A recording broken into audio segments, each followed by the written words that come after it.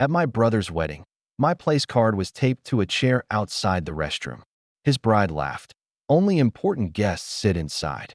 My mom said, just be grateful you're invited.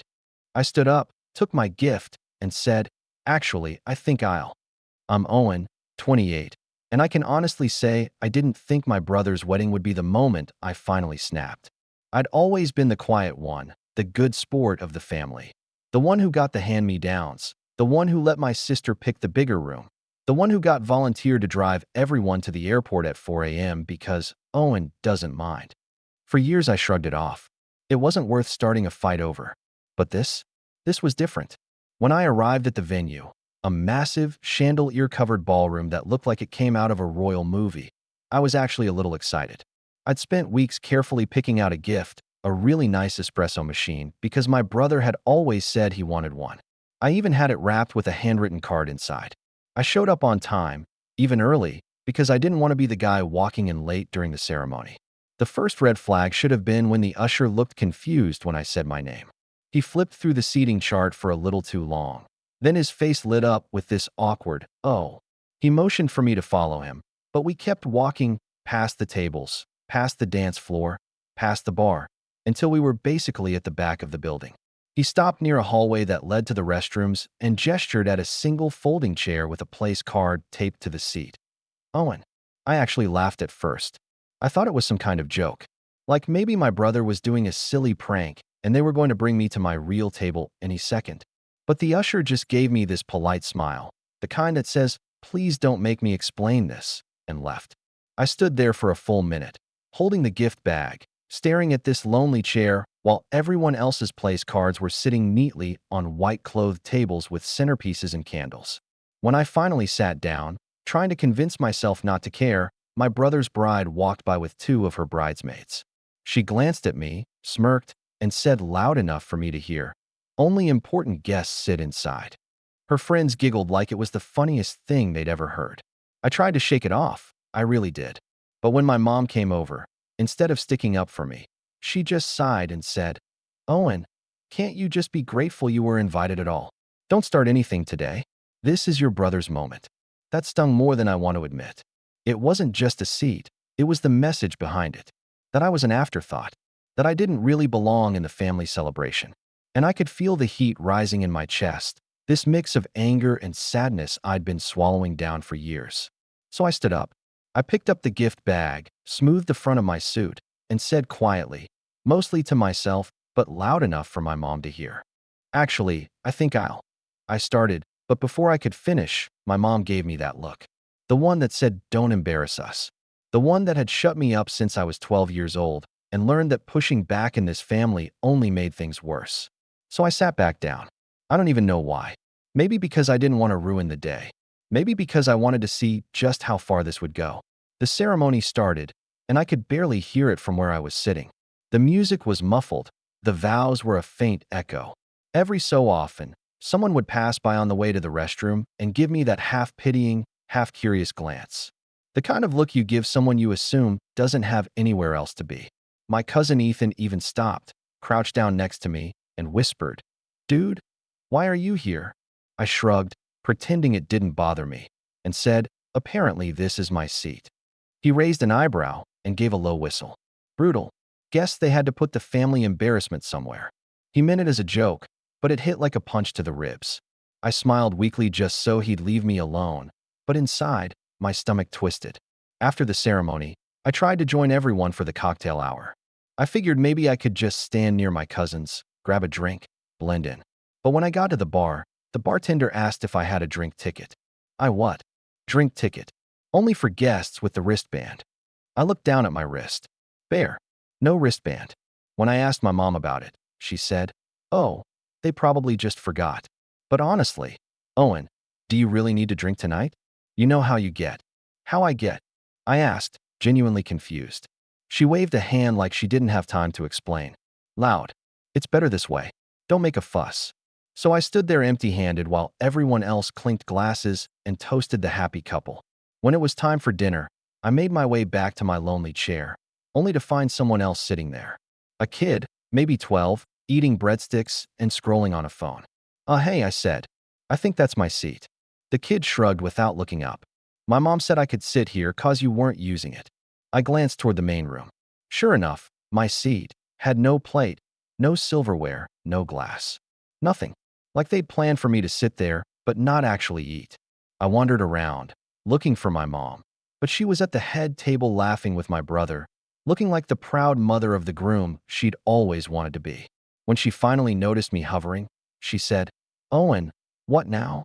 "There's no place setting for me," I said. She frowned, like this was somehow my fault. "Well, they had to cut the guest list.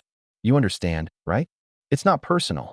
"It feels pretty personal," I said quietly. My brother must have overheard because he turned, grinning, and said, "Come on, man, don't be dramatic. We couldn't fit everyone at the tables. You'll survive one meal without the fancy salad." Everyone at the head table laughed. It wasn't even a mean laugh, more of a casual chuckle, like they were laughing at the situation, not realizing that the situation was me. I ended up standing near the bar while everyone else ate. Someone eventually brought me a small plate of food, not from the caterers, but from the kids' table. Chicken fingers and fries. I stood there with that plate in my hands, listening to the DJ announce the couple's first dance, trying to keep a neutral face while inside I was boiling. Then came the speeches. My dad stood up first. "I just want to say how proud I am of my son," he said, his voice breaking.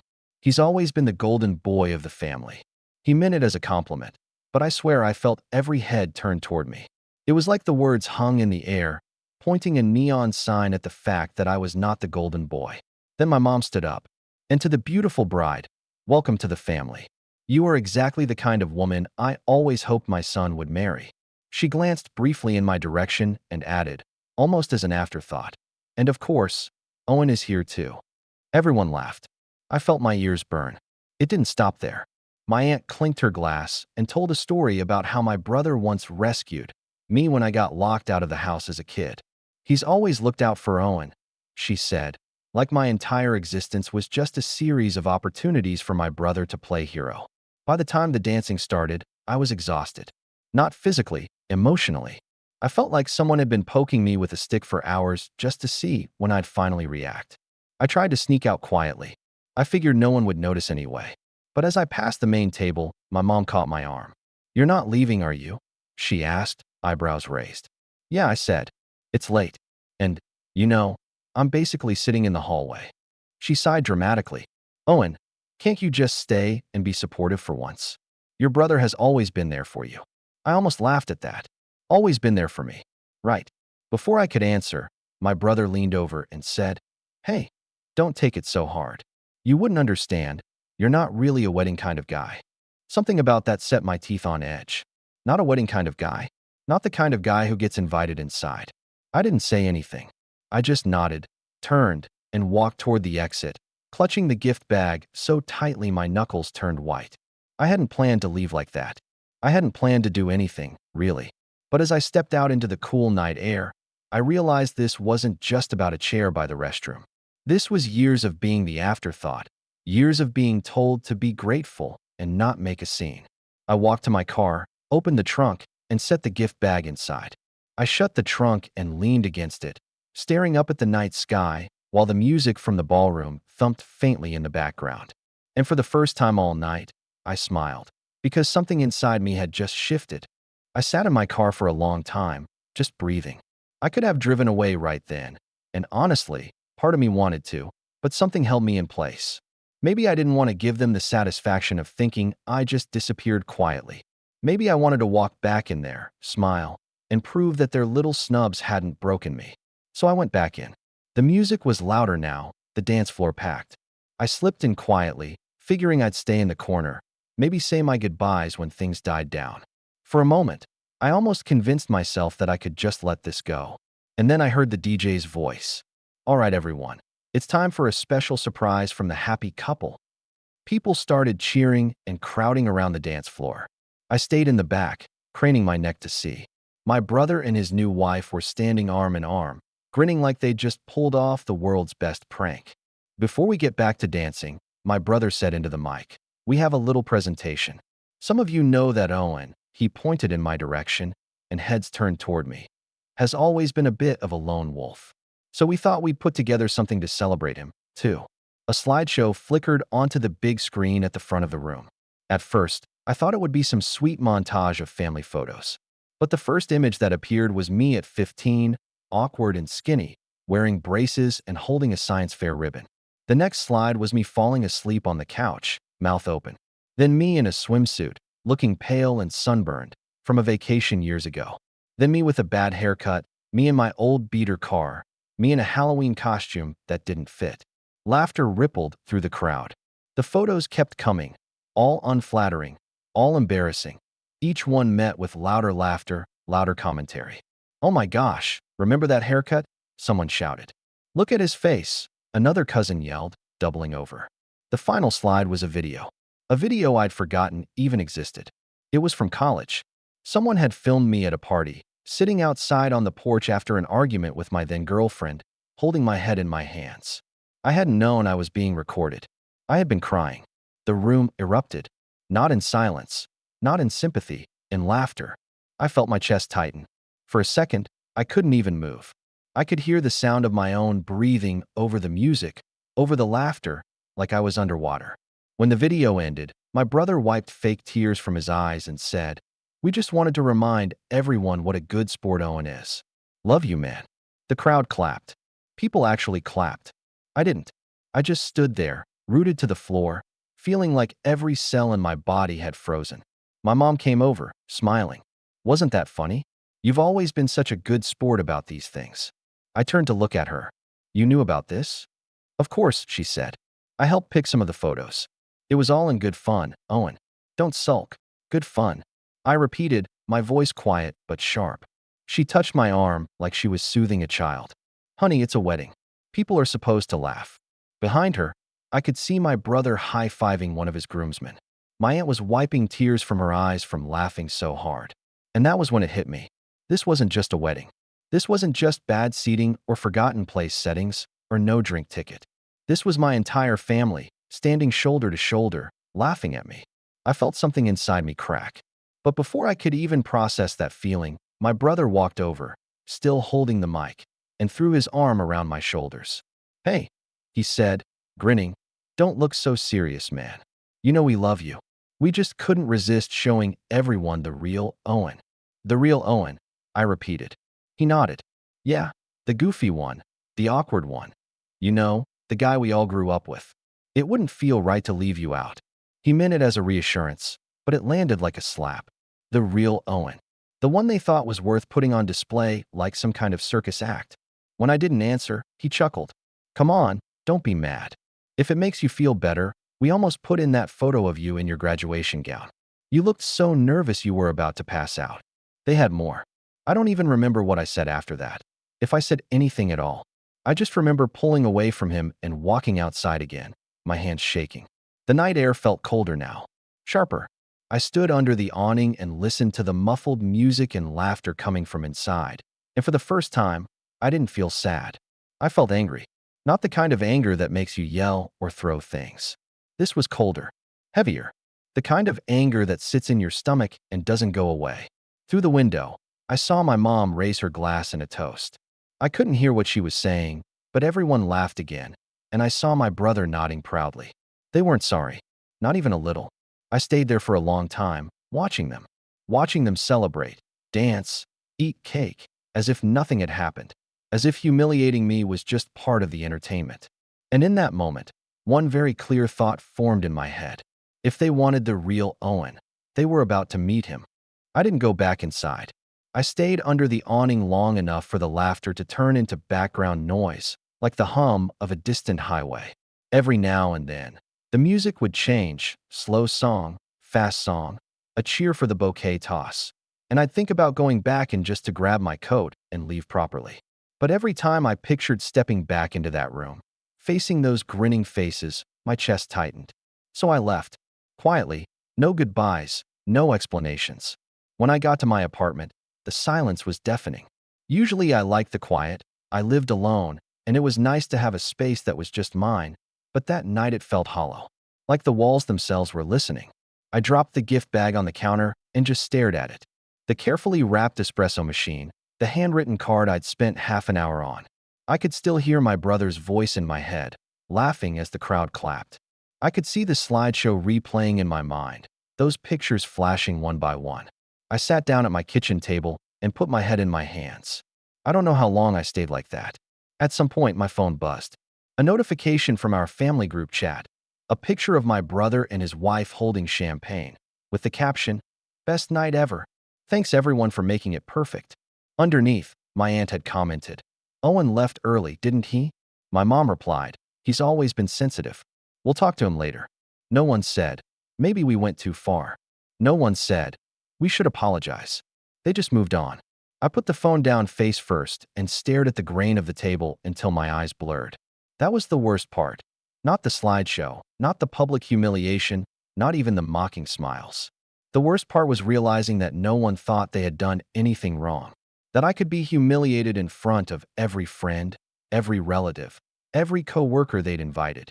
And the takeaway would still be, Owen overreacted. I didn't sleep that night.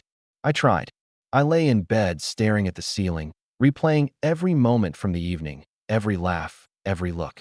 At 3 in the morning, I got up and made tea, not because I wanted tea, but because sitting still felt unbearable.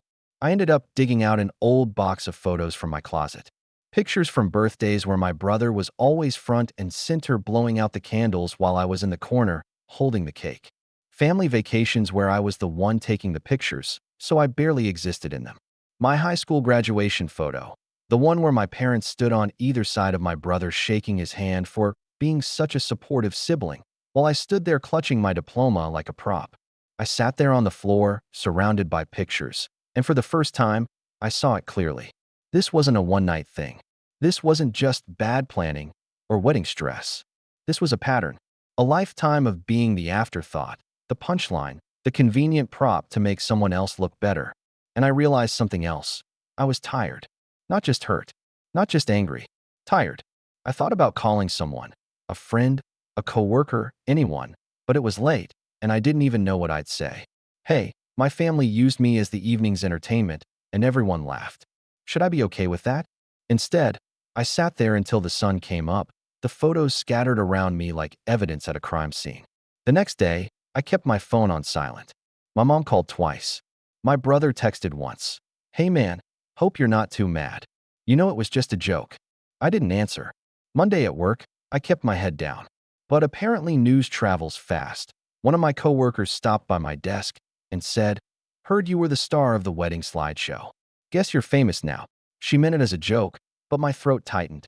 I excused myself and sat in my car for 20 minutes, gripping the steering wheel and forcing myself to breathe. That night, I sat on the couch with the lights off, scrolling through the photos I'd taken over the past few years. Birthdays, holidays, random dinners. In every single one, I was either behind the camera or off to the side. And something strange happened. Instead of crying again, I felt a strange calm settle over me.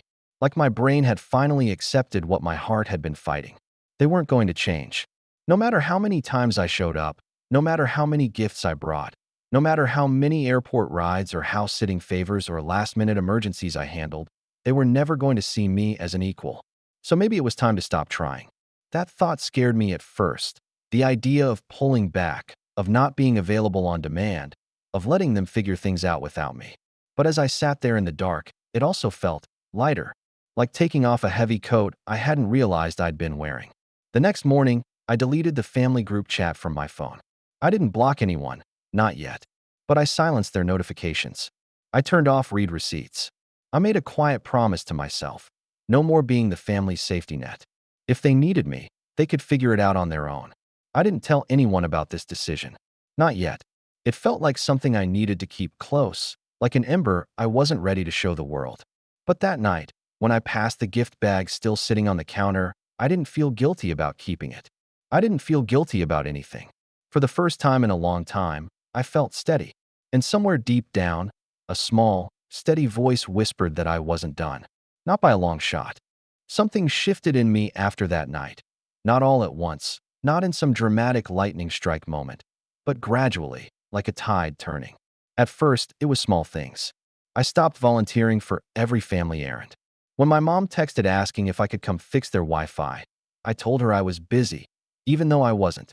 When my brother called asking if I could watch his dog for the weekend, I said, "Sorry, I have plans," and left it at that. The world didn't collapse. They didn't like it, sure. My mom sent a few guilt-laced follow-ups about family should stick together, but I didn't take the bait. For the first time, I started putting my own life first, and it felt strangely good. With that mental space freed up, I started focusing on myself. I had been coasting at my job for years, taking just enough responsibility to stay under the radar. But something about that wedding night lit a fire under me. I started staying late, volunteering for projects, talking to my boss about long-term goals. One afternoon, my manager pulled me into her office. "I don't know what changed," she said, "but you've been killing it lately. Have you thought about applying for the new team lead role?" I hadn't, not seriously. But that night, I dusted off my resume, updated it, and put my name in the running. 2 weeks later, I got the promotion. The raise wasn't massive, but it was enough to make a difference. I started putting a chunk of every paycheck into savings, something I'd always meant to do but never really stuck with. I also started saying yes to things I used to brush off. A coworker invited me to a trivia night downtown. Normally, I would have made an excuse, but instead I went. I didn't know anyone at first, but by the end of the night, I was laughing, swapping numbers, making plans for next week. I joined a gym. Not because anyone told me to, not because I wanted to prove something, but because I wanted to feel better in my own skin. At first, I hated every minute. The early mornings, the sore muscles, the weirdly complicated machines. But after a month, I started to notice small changes. I could carry groceries up the stairs without getting winded. My shoulders looked broader in the mirror. I slept better at night. On weekends, I started taking myself out, something I'd always thought was sad, but actually turned out to be kind of liberating. I'd go to the local coffee shop with a book, or explore a new part of the city, or take long drives with no destination in mind. Piece by piece, I was building a life that didn't revolve around waiting for someone else's approval. About 3 months after the wedding, I moved into a new apartment. Nothing fancy, but it was bigger, brighter, closer to work. I bought furniture that I actually liked instead of whatever was cheapest online. I framed a few of my own photos and hung them on the walls. Standing in that apartment the first night, surrounded by boxes, I felt something I hadn't felt in years: pride. My phone buzzed on the counter. It was a picture from the family group chat, my brother's wife posing with their new car. "Thanks to everyone who helped us save for this," the caption read. My mom added, "Even Owen chipped in a little," except I hadn't. Apparently, they were still telling that story, painting me as the reliable helper, the extra wallet when needed. I didn't reply. I didn't need to. By then, I had my own plans brewing. I started reading books on personal finance, taking online courses on investing. I learned how to set up a brokerage account, how to automate contributions, how to make my money work quietly in the background. I stopped talking about my life around my family, not out of spite, but because I'd realized how little they actually listened when I did. The fewer details they had, the less they could twist into a joke. Meanwhile, my world kept getting bigger. The trivia friends turned into a regular group, then into something like a second family. I started dating casually. Nothing serious yet, but enough to remind myself that there were people out there who actually wanted to know me, not just tolerate me.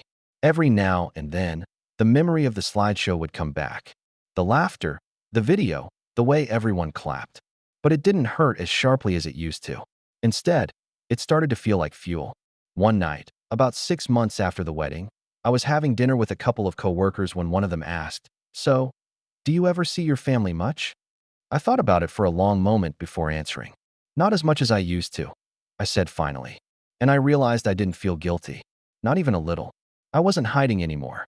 I wasn't waiting for them to decide I was worth a seat at the table. I was building my own. By the time spring rolled around, I had almost perfected the art of being invisible to my family. I answered only when necessary, kept conversations polite but short, and avoided family gatherings unless absolutely unavoidable. I wasn't cold, just distant, and it seemed to bother them more than I expected. One evening, my brother called out of the blue. Not a text, not a group chat message, an actual phone call. "Hey man," he said, voice too casual. "Long time no see. We're thinking of hosting a big family dinner next month. You should come." I hesitated. Part of me wanted to say no outright. But another part of me, the part that had been quietly watching, waiting, told me to keep my voice neutral. Sure, I said. Just let me know when. There was a pause on the line, like he hadn't expected me to agree so easily. Cool, he said finally. It's gonna be fun. Everyone will be there. I hung up and sat in the quiet for a moment, feeling a slow, deliberate smile spread across my face. Because the timing couldn't have been better. 2 weeks earlier, I had stumbled across something that made me stop in my tracks. It started with a piece of mail accidentally delivered to my apartment, a letter from my parents' bank addressed to me. It was a quarterly statement for the joint account I had co-signed with them years ago when they needed a guarantor for a loan. I'd forgotten that account even existed. But as I scanned the numbers, my brow furrowed. There were regular withdrawals, large ones, listed under wedding expenses. Not my brother's wedding expenses, their wedding expenses. At first, I was just confused. Then I remembered a conversation with my mom months before the wedding, when she'd asked me to sign some routine paperwork because the bank needed an extra name on file. I had signed without thinking twice. And apparently, that had given them access to pull money from an account with my name on it, an account I was legally tied to. I called the bank the next morning and spent half an hour on the phone with a very polite representative who walked me through every transaction. By the time we hung up, I had a full list of what my money had gone toward: venue deposits, catering, flowers, even the slideshow production. I sat there staring at the list, my heart pounding. They hadn't just humiliated me, they'd made me pay for the privilege. The old Owen might have confronted them right away, demanded an explanation, maybe even asked for the money back. But the new Owen? The new Owen played it cool. I called the bank back the next day, asked a few more questions, and then asked them to send me a detailed statement with every transaction highlighted. When the packet arrived in the mail, I slid it into a folder and locked it in my desk drawer. Then I waited. When my brother's dinner invitation came, it felt like the universe was handing me a stage. In the weeks leading up to the dinner, I stayed calm. Outwardly, nothing had changed. I went to work, hit the gym, hung out with friends. But under the surface, I was building something. I scheduled a quiet meeting with a lawyer, just to understand my options. The lawyer flipped through the folder, nodding slowly. You have leverage, she said finally. At the very least, you could demand repayment. If they refuse, you could take it to court, and you'd probably win.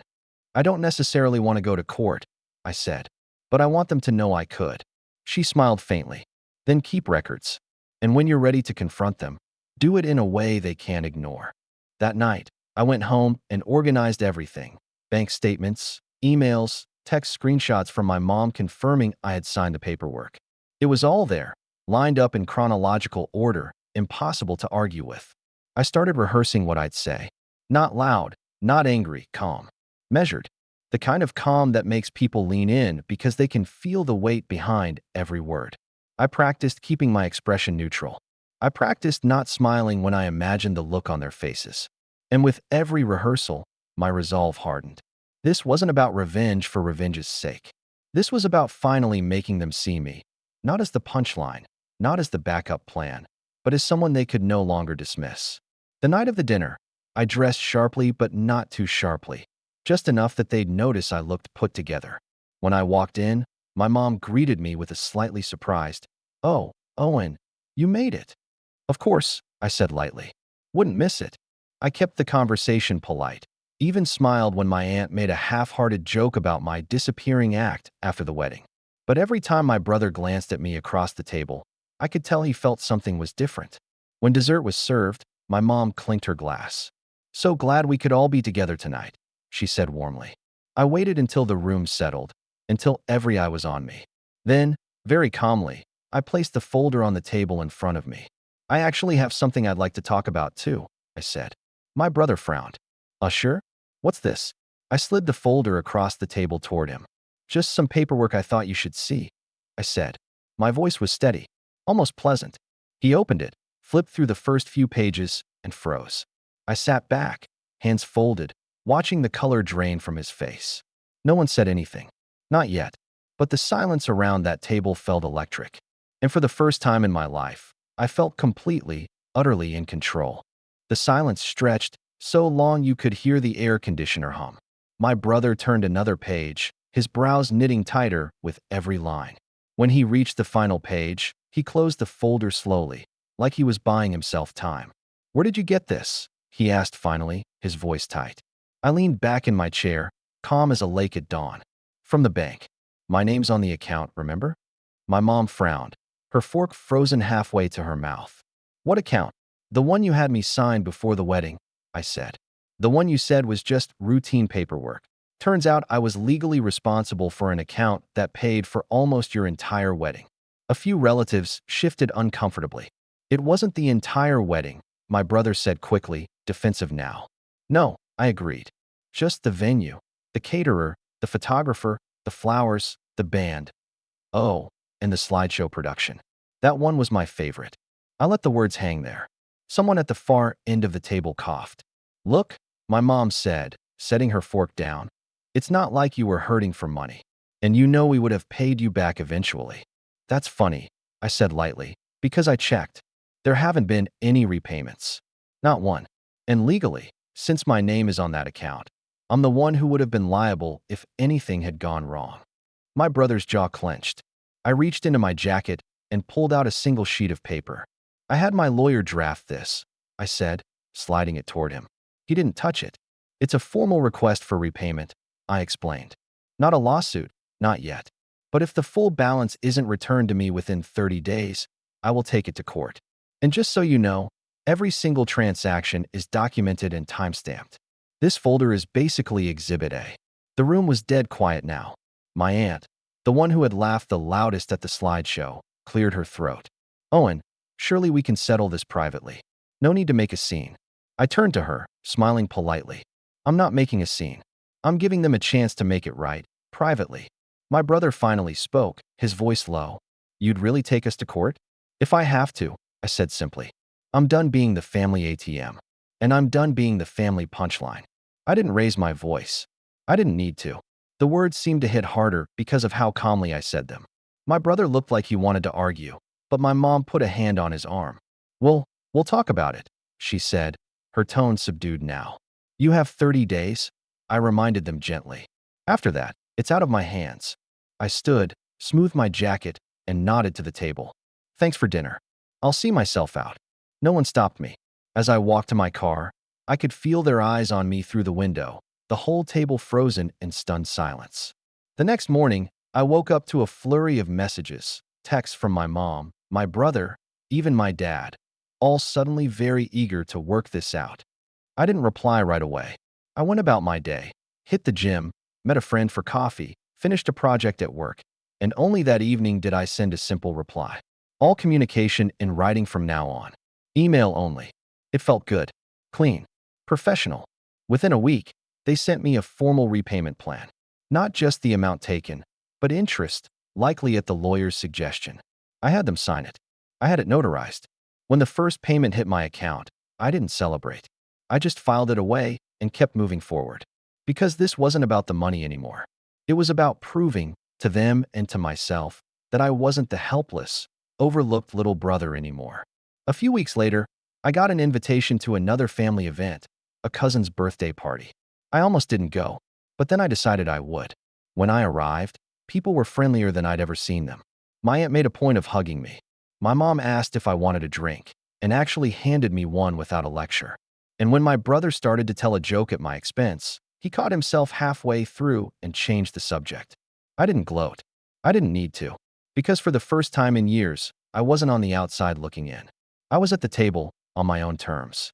And every single one of them knew it. Over the next month, the repayment plan became the invisible thread pulling my family together, though not in the warm, fuzzy way my mom probably would have preferred. Every Friday, like clockwork, a payment would hit my account. The first time, my mom sent a long message about how she hoped this would heal old wounds and bring us closer. I didn't reply. The second time, she called. Owen, she said as soon as I picked up, we've been talking, and we just feel like this is so transactional. You're our son. Can't we just put this behind us? Mom, I said evenly. We will, once it's paid back. This is putting it behind us. There was a long pause. Your father thinks you're being cold. Maybe, I said, but I'm not being careless anymore. She didn't know what to say to that. By the third payment, my brother reached out. Hey man, he texted. I feel like things have gotten weird. I didn't mean to hurt you. It was supposed to be funny. Can we just talk? I thought about it for a long time before writing back. Talking is easy. Accountability is harder. Keep going. He left me on read. 2 months into the repayment plan, I got invited to another family dinner. This time, I didn't hesitate. I went. When I walked in, the atmosphere felt different. People were polite. My mom greeted me with a hug that felt a little too careful, like she was afraid I might break. During dinner, there were no jokes at my expense, no sarcastic comments, no backhanded compliments. Just polite conversation. Halfway through dessert, my brother cleared his throat. "I want to say something," he said, glancing around the table. Everyone went quiet. I know I messed up," he said. "At the wedding. With the account. All of it.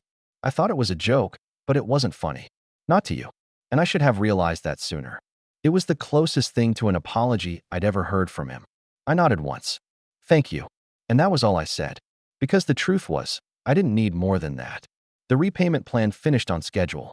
On the day the final payment hit my account, I printed the confirmation and filed it neatly with the rest of my documents.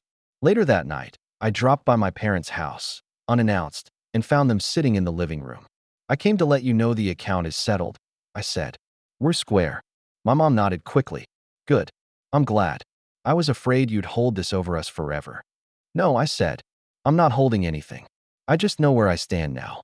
My dad opened his mouth, maybe to argue, maybe to lecture, but I held up a hand. "This isn't a fight," I said calmly.